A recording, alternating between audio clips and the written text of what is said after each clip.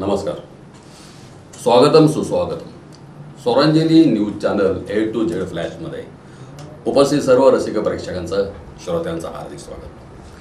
आज आमच्या स्वरांजली न्यूज चॅनलमध्ये आपल्या सोलापुरातील एक अतिशय मनमिळावू असे सामाजिक कार्यकर्ते आहेत विजय लक्ष्मण नेली.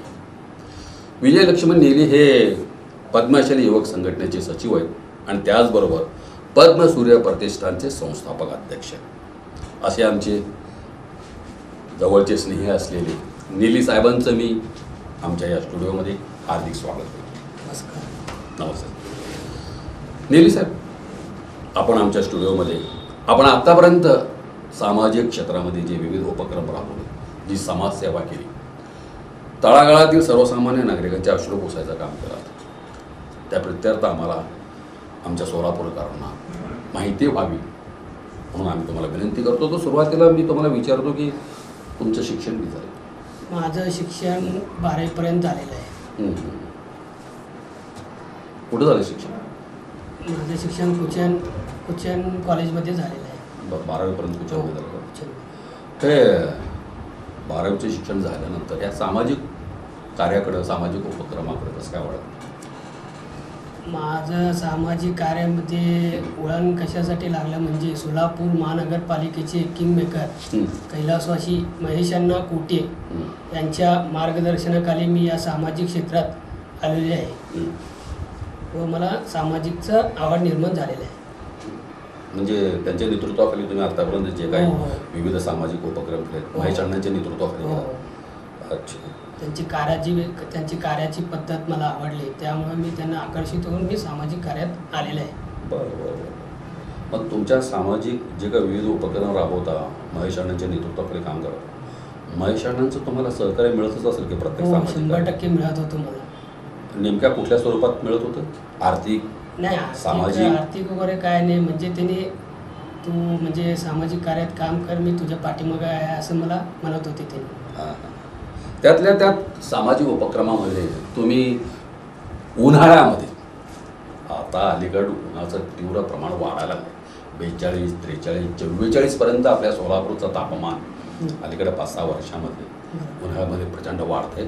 तेव्हा ह्या उन्हाच्या झळा किंवा उन्हाचा त्रास जे दिवसभरामध्ये आपला सोलापूर कामगारांचं शहर, विडी कामगारांचं शहर म्हणून होतं, ते बिचारे घरातून कारखान्याला जाताना, कंपनीकडे जाताना, कामाला जाताना उन्हाचा त्रास होऊ नये म्हणून तुम्ही टोपी वाटपाचा काहीतरी कार्यक्रम हाती घेतला. जरा त्या संदर्भात सांगितलं तर बरं. माझं कसं, मी जे सामाजिक कार्य करतो ते सामाजिक कार्याचं लोकांना उपयोगी व्हावं त्यासाठी मी प्रत्येक कार्यक्रम करतो. त्यासाठी उन्हाळ्यामध्ये आता सोलापुरात भरपूर प्रमाणात ऊन होतं, त्यासाठी मी पद्मसूर्य प्रतिष्ठानच्या वतीने सर्व गोरगरिबांना मी टोप्या वाटप करण्यात आलेले आहे. बरं. अच्छा. तुम्ही उन्हाळ्यामध्ये ज्या पद्धतीनं टोप्या वाटप करून लोकांना उन्हापासून वाचवता, उन्हाच्या त्रासापासून, त्या पद्धतीनं आपल्या सोलापुरामध्ये जो खूप मोठ्या प्रमाणात एक धार्मिक उत्सव साजरा केला जातो, म्हणजे संपूर्ण महाराष्ट्रात 1 नंबर गणेश उत्सव. मग गणेश उत्सवाच्या वेळेला तुम्ही जे सोलापुरात वेगवेगळी जे मंडळ आहे, गणपती बसवतात, डेकोरेशन करतात, किंवा गणेशोत्सवाच्या बॅनरखाली, नावाखाली जे 10-9 दिवस चालतात विविध उपक्रम, त्या विविध उपक्रमामध्ये एक महाप्रसादाचा उपयोग केला जातो. आलेल्या भक्तागणांना महाप्रसाद दिला जातो. त्यावर तुम्ही काय अन्नसामुग्री वगैरे वाटप करत असता असं गाणं आलं? हो. काय ते नेमका काय प्रकार आहे? असं गणपतीमध्ये मला माझ्या मित्रांकडून, मित्रपरिवारांकडून मला पूजेला बोलवतात. बरं. व पूजेला बोलवल्यावर त्यांनी त्यांच्या मंडळाकडे महाप्रसाद ठेवतात व ते महाप्रसादासाठी लागणारे मी अन्नसामुग्री त्यांना मी मदत करतो. महाप्रसादाला जे लागतंय अन्नसामुग्री काय म्हणजे तांदळाचे पोते, तांदूळ, गूळ, साखर, तूप, ते मी मदत करतो. म्हणजे कुठलं बी मंडळ मागू त्या मंडळाला मदत करत नाही, असता? कुठले पण नाही, म्हणजे माझे मित्रपरिवार जेवढे आहेत तेवढे. तुमच्या ओळखीचे जे मंडळ आहेत किंवा तुम्हाला जिथं पूजेला बोलवलं जातं त्या ठिकाणी तुम्ही त्यांनी मागणी केली की तुम्ही हे सगळं महाप्रसादाला जे लागतं तुम्ही ते देता? अच्छा. बरं. हे धार्मिक कार्यक्रमाबरोबर तुम्ही आज अलीकडे जे वयवर्ष 18-19 झालेली मुलं आहेत, नवीन म्हणजे जे 2 व्हीलर वगैरे चालवतात, त्या तरुणांना एक अधिकृत सुरक्षिततेसाठी गाड्या चालवण्यासाठी जे लायसन लागतं, परवाना लागतो, ते तुम्ही काय तर लर्निंग लायसन्स शिबिर वगैरे घेतलं का? हो, मी कसं माहिती आहे म्हणजे आपल्या लोकांना 18 वर्ष 20 वर्ष झालं तर मी लर्निंग लायसन काढत नाही. व मी माझ्या आपल्या गल्लीत म्हणजे मी त्रिशक्ती मंडळाजवळ मी ते शिबिराचं आयोजन केलं होतं व त्या ठिकाणी त्यांना जागेवरच मी लर्निंग लायसन्सचं त्यांना हे करून दिलं होतं. मुलं येतात शिकायला, मुलं मुली? हो, नाही म्हणजे रिस्पॉन्स चांगला आहे का? हो, भरपूर जण आले होते. मला वेळ कमी पडले होते व ते शिबिरास जे माणूस आले त्यांना पण वेळ कमी पडलं होतं. फक्त मी 2 दिवसाचं ते नियोजन केलं होतं. मॅक्झिमम ते एका दिवसातच 150 ते 200 जण आले. म्हणजे तुम्ही किती वेळा जागेवरच त्यांना मी लर्निंग लायसन्सचं सोय करून देण्यात आली. On the spot? On the spot. किती वेळा घेतला शिबिर? एकदाच घेतलं. एकदाच घेतला का? बरं बरं. तुम्ही पेट्रोल वाटप सुद्धा केला असं कळलं काय? म्हणजे पेट्रोल कशासाठी? देवेंद्र कोटे व प्रथमेश दादा कोटे यांच्या वाढदिवसानिमित्त मी मोफत गरजूंना मी 1 लिटर असं पेट्रोल वाटप करण्यात आलेलं आहे माझ्या पद्मसूर्य प्रतिष्ठानच्या वतीने. बरं बरं. गरिबांना, गोरगरिबांना, म्हणजे गोरगरिबांना यायला जायला जर आर्थिक म्हणजे अडचण काहीतरी असेल, वेगळा असं उपक्रम करावा म्हणून मी ते कार्यक्रम केलं होतं. अशा गोरगरिबांची जे लग्न होतात, लग्न करणं खूप अवघड गोष्ट आहे, खूप मोठा प्रचंड पैसा लागतो, लोक कर्ज करून लग्न करतात असं म्हणतात. तर अशा परिस्थितीमध्ये सुद्धा बरेच लग्न करताना गोरगरिबांच्या अडीअडचणी येत असतात.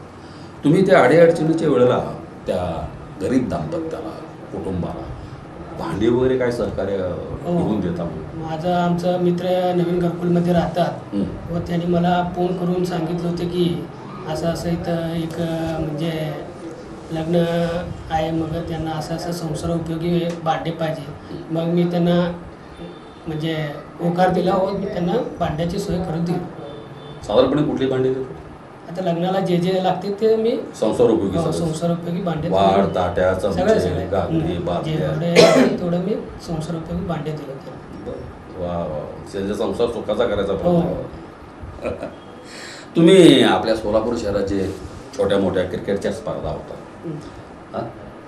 मोठमोठ्या व्यक्तींच्या नावावर स्पर्धा होत, त्या स्पर्धेमध्ये तुम्ही 2 नंबरची बक्षिसं देता, म्हणजे 2 नंबरचंच देता, म्हणजे 1 नंबर, 3 नंबर, 4 नंबर देत नाही, 2 नंबरचंच का नाही? देता? तसं काय नाही. म्हणजे कसं आमचं ते क्रिकेटचं आपलं पद्मशाली समाजाचं मार्कंडे जन्मोत्सव निमित्त तिथं क्रिकेटचं आयोजन केले होते व आमचं मित्र त्यांनी ते आयोजन केले व त्यासाठी दुसरा क्रमांक हे माझ्याकडून मी पद्मसूर्य प्रतिष्ठानच्या वतीने 15,000 रुपये मी त्यांना पारितोषिक म्हणून देण्यात आले. किती वेळा दिला? एकदाच दिलं. एकदाच दिला. म्हणजे पहिला मी देत होतो पण लहान लहान देत होतो. हे आता पहिल्यांदाच मोठं दिलो. पहिला मी 2,000 प्रमाणे असं देत होतो. पण 15,000 पहिलं 2 नंबरचं दिलं? हो, पहिल्यांदाच दिलं. बरं. तुम्ही लेझिमचा ताफा वगैरे ठेवता म्हणलं, लेझिमची आवड? मी आमचे त्रिशक्ती सांस्कृतिक मंडळ इथं कुचननगरमध्ये आहे, त्या मंडळाचे अध्यक्ष असताना मी कमीत कमी 200 जणांचं मी लेझिमचा ताफा अध्यक्ष असताना केलं होतं. 200 जणांचा ताफा? 200 जणांचा. म्हणजे लेझिम, तिथे लागणारा गणवेश, ते प्रॅक्टिस, ढोल, सगळी तयारी करतात. किती दिवस प्रॅक्टिस करतात त्या लेझिम? आठवडा, एक आठवडा. 1 आठवडा करतात. सगळा खर्च उचलतो? हो, सगळं. बरं.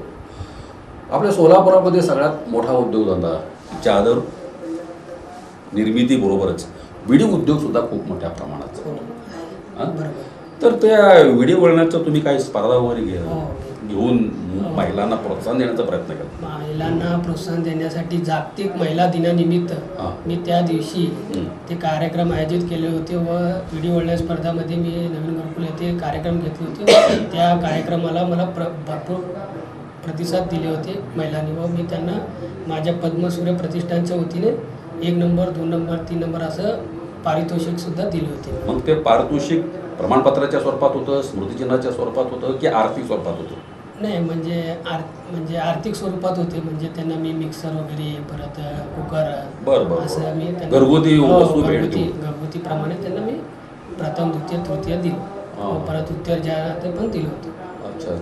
म्हणजे उन्हाळ्यामध्ये टोपे वाटतात, गणेशोत्सवामध्ये अन्न सामुग्री देतात, त्या पद्धतीनं तुम्ही कॅलेंडरही वाटत असता? हो. म्हणजे पद्मसूर्य प्रतिष्ठानच्या वतीने मी गेल्या वर्षी पद्मसूर्य प्रतिष्ठानच्या नावाने मी दिनदर्शिका छापली होती व ती दिनदर्शिका सगळ्या पूर्ण आमच्या एरियात घराघरात वाटप केलं. ते कुठल्या भाषेतलं कॅलेंडर काय? नाही आपलं मराठीच का? हो मराठीच. अच्छा, प्रत्येक घराघरात हो येतो. साधारणपणे किती वाटलात? 1000. 1000. हो. 1000 घरामध्ये तुमचं कॅलेंडर हो. गेलेलं तुम्ही वाटलं. अच्छा अच्छा. आता तुम्ही हे एवढं सामाजिक उपक्रम राबवला, तुम्ही तुमच्या पद्मसूर्य प्रतिष्ठानच्या वतीनं महेश अण्णांच्या नेतृत्वाखाली. महेश अण्णा म्हणजे काय, आपल्या सोलापूर शहराची महानगरपालिकेचं सोडून द्या, महानगरपालिकेत नजरेवर त्यांचा कारभार चालायचा. महानगरपालिकेचा प्रशासकीय कारभार एवढा दरारा, एवढा वचक महेश अण्णांचा महानगरपालिकेत होता. एवढ्या मोठ्या माणसाच्या हाताखाली एवढे विविध उपक्रम तुम्ही राबवलात. मग तुम्ही कधी इलेक्शन म्हणजे निवडणुका लढवण्याचा महानगरपालिकेचा कधी प्रयत्न केला नाही का, विचारला नाही का डोक्यात? नाही म्हणजे कसं लास्ट 5 वर्ष म्हणजे आता नगरसेवकचं इलेक्शन 8 वर्ष झालं गॅप होऊन, म्हणजे महापालिकेचं संपुष्ट आले 3 वर्षाखाली. म्हणजे तसं बघायला गेलं तर 8 वर्ष झाले. मी तेव्हापासूनच तयारी होतो, मग ते लांबत गेल्यामुळं मग आता त्याचं संधीचं हे झालं आहे. आता उभं राहायचं आता इच्छुक आहे का? हो इच्छुक आहे 100%. कुठून इच्छुक आहे? इथं आमचं प्रभाग क्रमांक 9. 9 म्हणजे 9 म्हणजे कुठला येते? 9 म्हणजे गांधीनगर, कर्णिक नगर, एकता नगर, परत रविवार पेठ, जोडबसवण्णा चौक, हे पूर्ण भाग प्रभाग 9 मध्ये मोडत आहे. कुठल्या पक्षातर्फे इच्छुक? इथंच प्रभाग 9 माझा इथलाच आहे. पक्ष कुठला? पक्ष अजून मी ठरवलं नाही. आणि जर कुठल्याच पक्षाने तिकीट नाही दिलं तर अपक्ष म्हणून उभा राहतो मी. अपक्ष म्हणून लढवण्याची म्हणजे हो, तयारी आहे हो का? 100% तयारी आहे. म्हणजे काय होऊ दे लढवणारच हो. नगरसेवक पदाचं. बरं.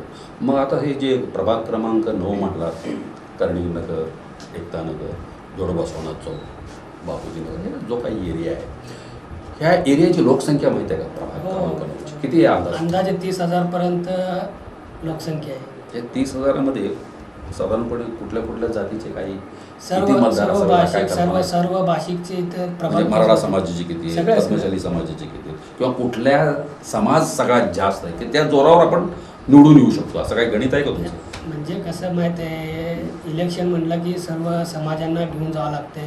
असं म्हणजे एका समाजावर अवलंबून राहता येत नाही का? येत नाही. त्यासाठी मी म्हणजे सर्व- सगळ्या समाजाला हो, धरूनच सर्व- निवडणूक लढवायची. हम्म. अच्छा. बेस्ट. मग ह्या प्रभाग क्रमांक 9मध्ये काही ह्या प्रशासकीय कारकिर्दीच्या काळात महानगरपालिका संपुष्टात आली जवळजवळ 3.5-4 वर्षापूर्वी. आता प्रशासकीय कारकीर्द आहे, तर ह्या प्रशासकीय कारकिर्दीमध्ये सर्वसामान्य नागरिकांच्या, मग ते रस्त्याची अडचण असेल, पाण्याची अडचण असेल, ड्रेनेजची अडचण असेल, बागबगीचीची अडचण असेल, त्यांना कुठं तोंड उघडायला जागा असं नाही. ते कोणाकडे जाणार? अगोदर मेंबरकडे जात होते. मेंबर नसल्यामुळे खूप काही समस्या उद्भवलेल्या असाव्यात. हम्म. तुम्हाला काय वाटतं, पाण्याची समस्या कशी असेल या प्रभागात? पाण्याची समस्या तर आता अजून दिवसेंदिवस फारच वाढत आहे. कारण की आपल्या सोलापुरात आता पाणी म्हणजे परवा पाऊस भरपूर पडला आहे, 1 दिवसात पाणी करतो म्हणालेत, ते काय होईच ना. मग आपण जर भविष्यात जर नगरसेवक झालं तर त्याच आपण म्हणजे पाण्याची समस्या दूर दूर करणार. करणार. रस्ते कसे आहेत या प्रभाग क्रमांक 9 मध्ये? नाही सध्या तर सगळीकडे चांगले आहेत. चांगले रस्ते आहेत. आणि ड्रेनेज लाईन कशी आहे? सध्या ते पण चांगले आहेत. सगळे बंदिस्त हो, आहेत, सगळे असे बंदिस्त. ओपन वगैरे नाले नाही. गेले काय नाही? एक बगीचा आहे तिथं कर्णिक नगरमध्ये, वल्ल्याळ क्रीडांगण. हो. काय त्याची परिस्थिती? आहे चांगले आहेत. चांगली आहे. हो. लोक फिरायला वगैरे खूप लांबून चांगले आहे. सध्याची परिस्थिती चांगली आहे. तुम्ही पाण्याची समस्या जर निवडून आल्यानंतर दूर करता म्हणला, खूप चांगली गोष्ट आहे. पाणी म्हणजे जीवन. हो.